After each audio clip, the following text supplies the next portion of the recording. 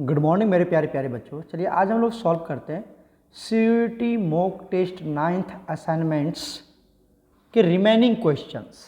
ठीक है, हम लोगों ने प्यारे बच्चों क्वेश्चन नंबर 12 तक सॉल्व कर लिया था, राइट। क्वेश्चन नंबर 12 तक हम लोगों ने सॉल्व कर लिया है। Right now we will solve question number 13। Okay, तो सभी बच्चे इस वीडियो को अच्छे से वॉच करना और समझने की कोशिश करना। तो चलिए सॉल्व करते हैं क्वेश्चन नंबर 13।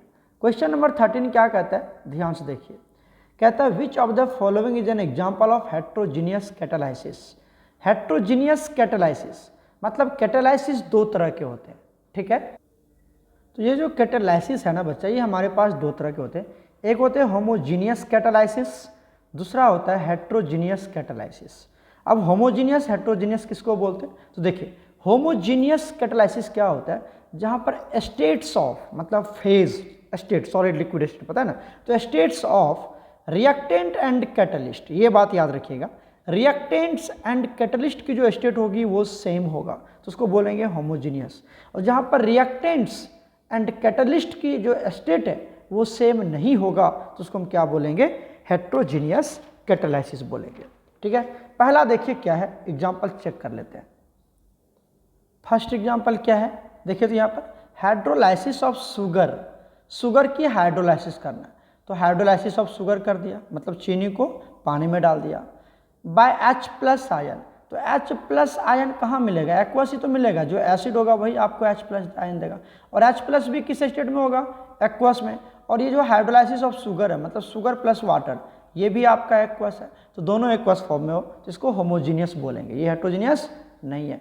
दूसरा क्या दे रखा है आपको, देखिए decomposition of ozone in the presence of nitrogen monoxide, मतलब हम क्या ले रहे हैं, ओजोन मतलब O3 ले रहे हैं, इसी को तो बोलते हैं ओजोन, और नाइट्रोजन मोनोऑक्साइड मतलब NO के प्रेजेंस में, NO के प्रेजेंस में ब्रेक करते हैं, तो क्या बनाता है, ये O2 बन जाता है। ठीक है, तो ये भी गैस बन गया, तो प्रोडक्ट से तो हमें मतलब नहीं है। देखिए NO भी क्या होता है, गैस होता है, और O3 भी क्या है, गैस है। बैलेंसिंग की बात करो तो ये रिएक्टेंट भी गैस है और कैटलिस्ट भी गैस है, तो मतलब ये होमोजीनियस है।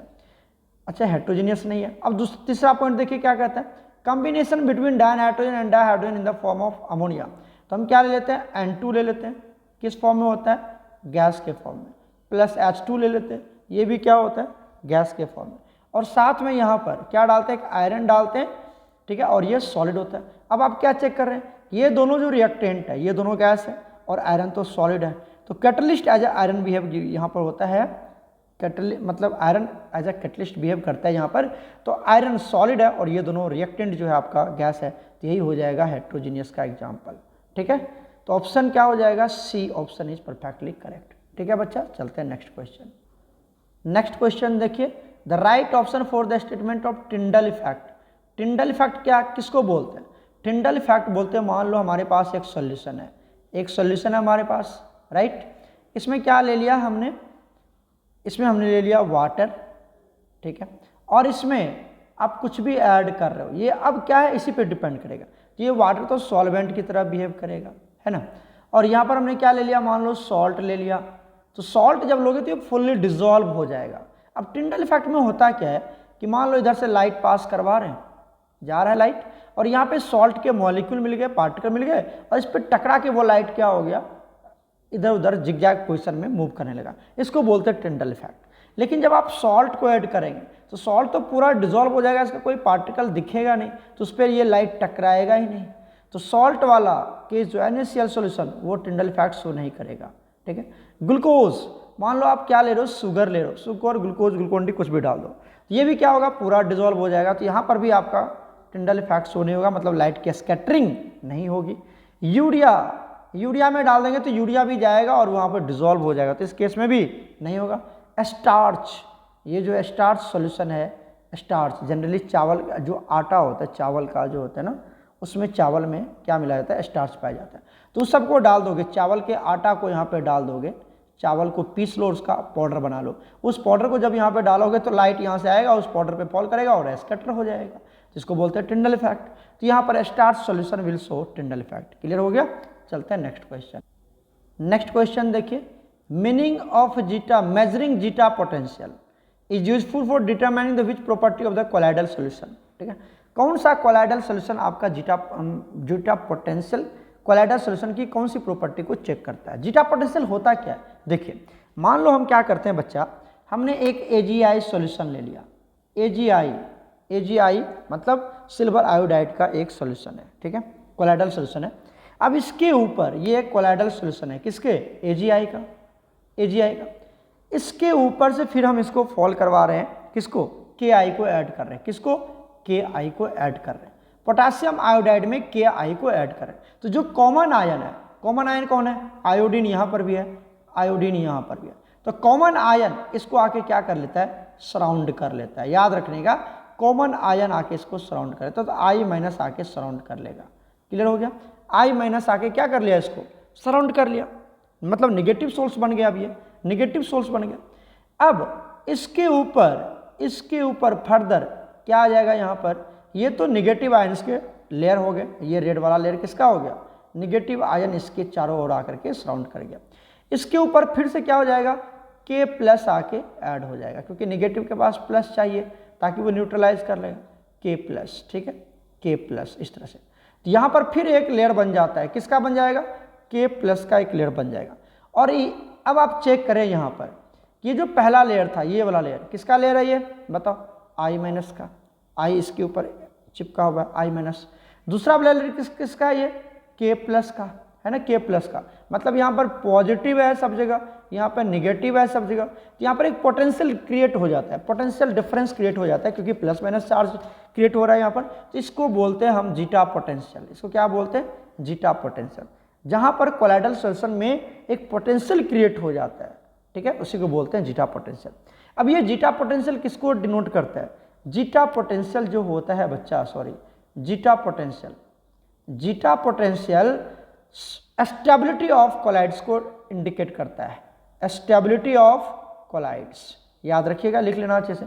जितनी ज़्यादा जीटा पोटेंशियल होगी, जीटा पोटेंशियल, जेपी लिख देता हूँ शॉर्ट फॉर्म में, जीटा पोटेंशियल की वैल्यू जितनी ज़्यादा होगी, उसकी स्टेबिलिटी, उस कोलाइडल सॉल्यूशन की स्टेबिलिटी भी उतनी ज़्यादा होगी, एंड वाइस वर्सा। तो मतलब जीटा पोटेंशियल किसको रिफर करता है?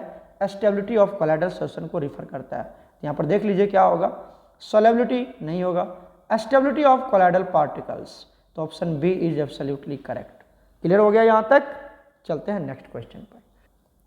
क्वेश्चन नंबर 16 क्या कहता है? Which metal has a strongest tendency to go under oxidation.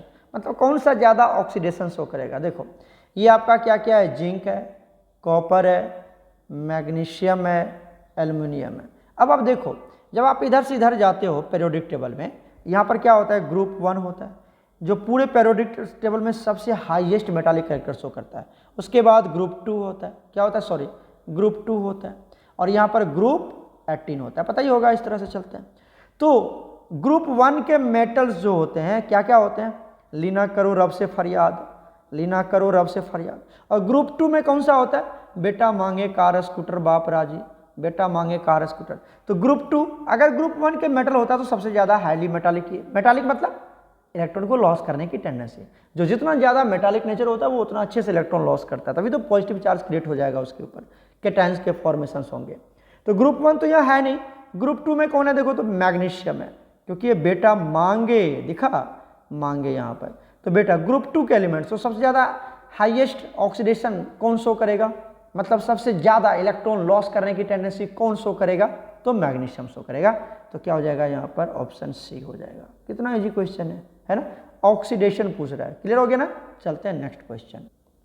Next question कहता है हाइड्रोक्साइड सोल्यूबल इन अमोनिया। मतलब ये जो आपको मेटल के ऑक्साइड, मेटल के हाइड्रोक्साइड दिए हुए हैं, ये पूछ रहा है कि कौन अमोनिया में हाईली सोल्यूबल होगा। दिख रहा है आपको? ये जो हाइड्रोक्साइड है मेटल्स के, सारे मेटल्स के हाइड्रोक्साइड है, तो कह रहा है कौन मेटल हाइड्रोक्साइड, इसमें से कौन मेटल हाइड्रोक्साइड अमोनिया में सोल्यूबल होता है। तो आपको याद रखना है, जो कॉपर हाइड्रोक्साइड होते हैं ये अमोनिया में सोल्यूबल होता है, ये अमोनिया में सोल्यूबल होता है। मतलब ये अमोनिया में सोल्यूबल मतलब एक्वस अमोनिया। अमोनिया मतलब अमोनिया तो गैस के फॉर्म में होता है ना बच्चा, तो उसको एक्वस अमोनिया बना लेते हैं। एक्वस अमोनिया का मतलब NH4OH, अरे यही है एक्वस अमोनिया, ठीक है ना, NH4OH। क्लियर है ना? देखो अमोनिया NH3 + H2, क्या बना लोगे इसका?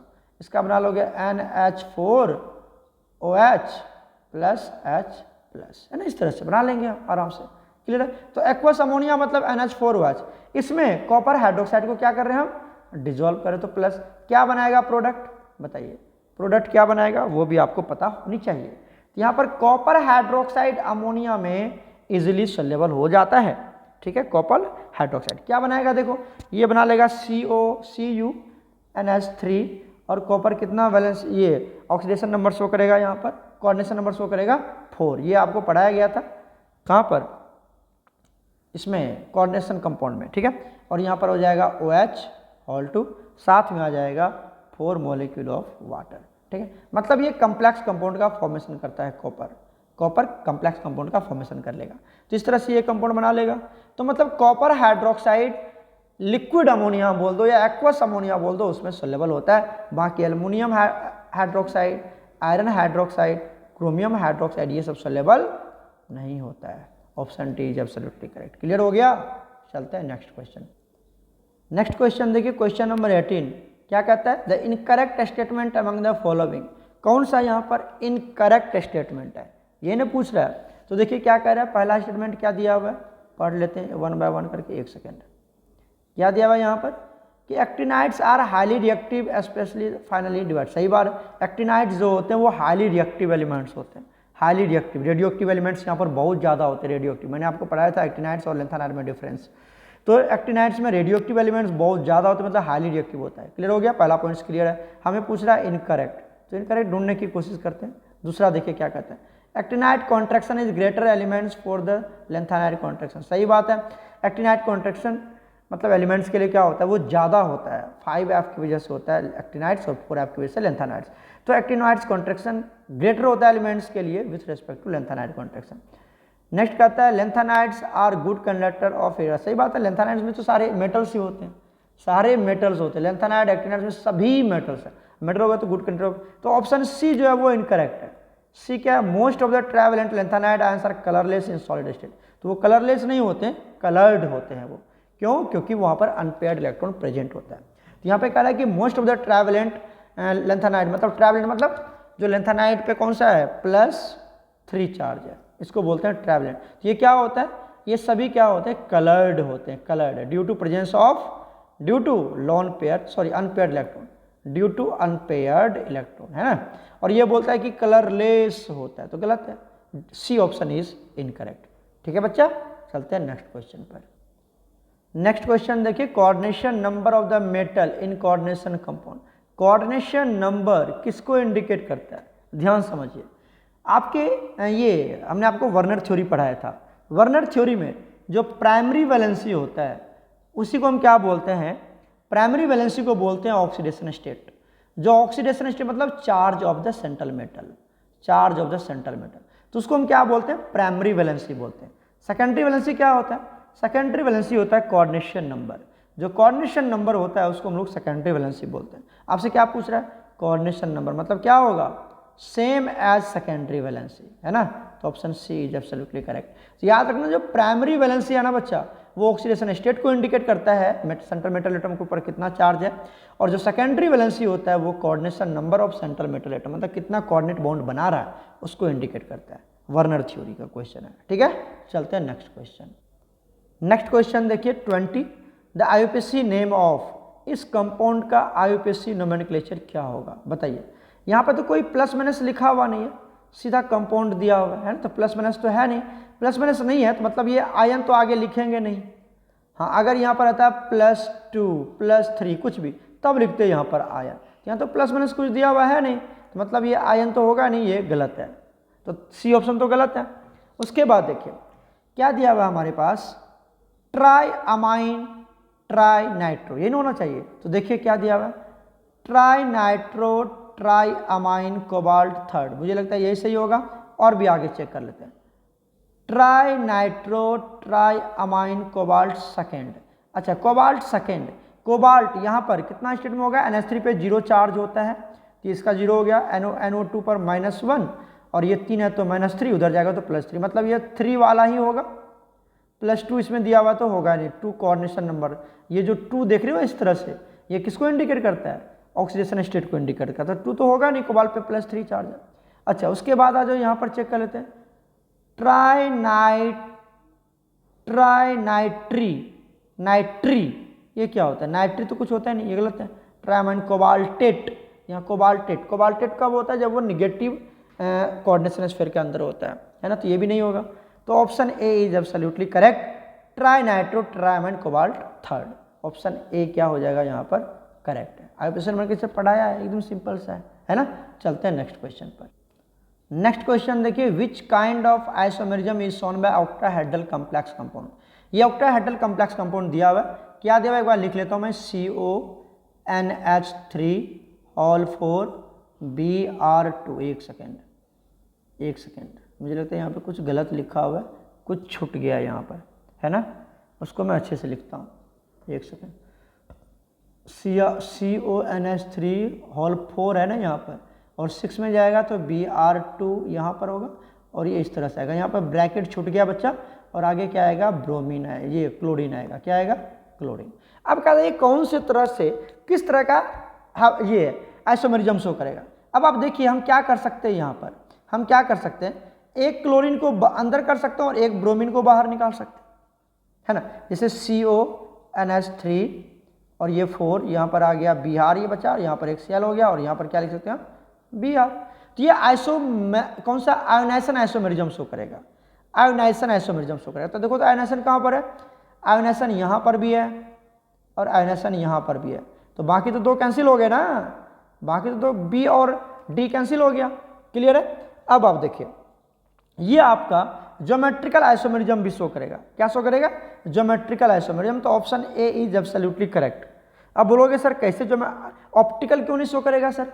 ऑप्टिकल क्यों नहीं शो करेगा? आप ज्योमेट्रिकल बोल रहे, तो देखो tetrahedral complex octahedral complex compound है, तो हम इसको कैसे बनाते हैं? यहाँ पर CO और इस तरह से, यह नहीं करते हैं जी, इस तरह से। अब आप देखिए क्या ले रहे हैं हम, क्या हमारे पास है? 2 ब्रोमीन है, सबसे पहले NH3 4 है, तो एक NH3 को यहाँ लगा दो, या ऐसे लगा दो यहाँ पर चारों जगह पर, एक NH3 यहाँ पर, एक NH3 यहाँ पर, एक NH3 यहाँ पर, और एक NH3 यहाँ पर। ठीक है। ब्रोमीन कितना है? ये लगा दिया, ब्रोमीन 2 है, एक ब्रोमीन यहाँ पर और एक ब्रोमीन यहाँ पर। ये देखिए आप ट्रांस फॉर्म में चला गया, ट्रांस है, दोनों सेम ग्रुप 180 पर है, तो इसको क्या बोलेंगे? ट्रांस। और सिस ट्रांस किस में होता है? ज्योमेट्रिकल में होता है। आप बोलोगे सर ये क्यों ऑप्टिकल क्यों नहीं हुआ? ऑप्टिकल नहीं होगा ना बच्चा, इसमें प्लेन ऑफ सिमेट्री है, प्लेन ऑफ सिमेट्री है। और जहाँ पर प्लेन ऑफ सिमेट्री कहने क्या मतलब है प्लेन ऑफ सिमेट्री सर? देखो एक सेकेंड देख लो, अगर तुम इसको इस तरह से कट करोगे तो ये 2 इक्वल पार्ट में कट हो जाता है, 2 इक्वल पार्ट में कट हो गया, और 2 इक्वल पार्ट में कट हो गया मतलब इसमें प्लेन ऑफ सिमेट्री है। और प्लेन ऑफ सिमेट्री होने की वजह से अगर किसी कंपाउंड में कोई भी टाइप का सिमेट्री हो जाए, वो कंपाउंड ऑप्टिकल आइसोमेरिज्म शो नहीं करता है। तो ये ऑप्टिकल आइसोमेरिज्म शो नहीं करेगा क्योंकि यहाँ पर प्लेन ऑफ सिमेट्री। हाँ, ज्योमेट्रिकल आइसोमेरिज्म शो करेगा, जिसको हम क्या बोलेंगे? ट्रांस। और सिस भी बना सकते हो, आराम से बना सकते हैं, मतलब ये ज्योमेट्रिकल आइसोमेरिज्म शो करेगा। Option A is absolutely correct. ठीक है। चलते हैं नेक्स्ट क्वेश्चन पर। नेक्स्ट क्वेश्चन देखिए, question number 22, CuSO4 reacts with KCN and forms. CuSO4 अगर KCN के साथ रिएक्ट करता है तो क्या बनाता है बताइए। देखिए ये रिएक्शन कैसे करता है, सबसे पहले हम क्या ले लेते हैं? CuSO4, और इसकी रिएक्शन करवा देते हैं हम KCN के साथ, है ना। तो जब ये दोनों रिएक्ट करता है तो बना लेगा CuCN। क्या बना लेगा? CuCN plus K2SO4। बैलेंसिंग आप करते रहना, और साथ में क्या बना लेगा? यहाँ से साथ K2C ये बना लिया। ठीक है, एक सेकेंड, ये बना, हाँ ठीक, तो ये बना लिया। ठीक है। CuSO4 KCN के साथ रिएक्ट करेगा तो क्या बना लेगा? CuCN plus K2SO4।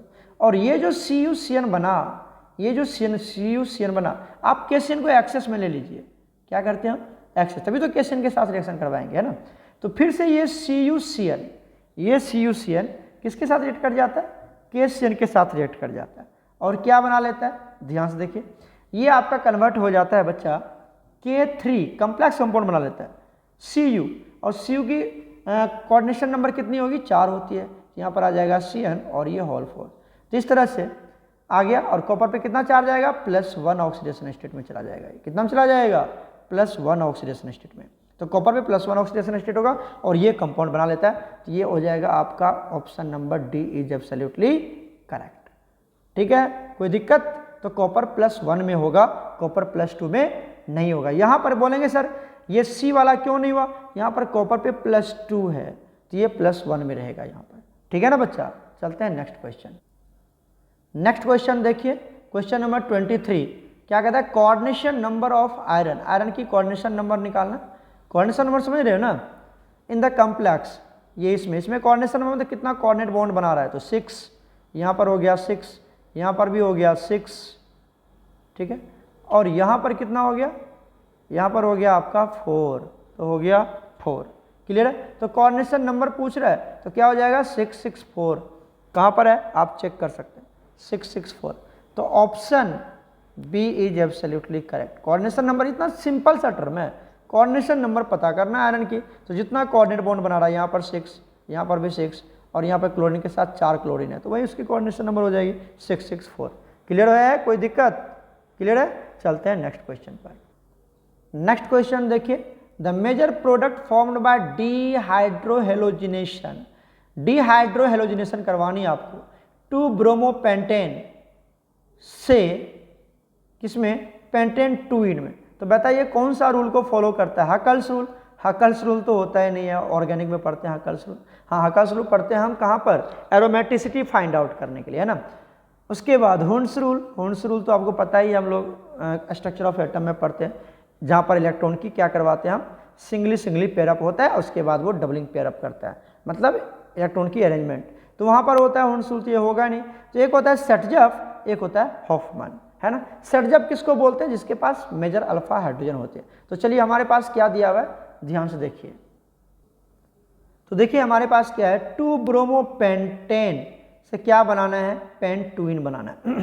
2 ब्रोमोपेंटेन मतलब कितने कार्बन होंगे बताइए, तो पेंटेन है तो 5 कार्बन होंगे, सही है ना, 5 कार्बन लगा दिया, और 2 ब्रोमो है मतलब 2 पोजीशन पे क्या है हमारा, ब्रोमीन है, बाकी इसकी वैलेंसी आप हाइड्रोजन से पूरा कर लेना।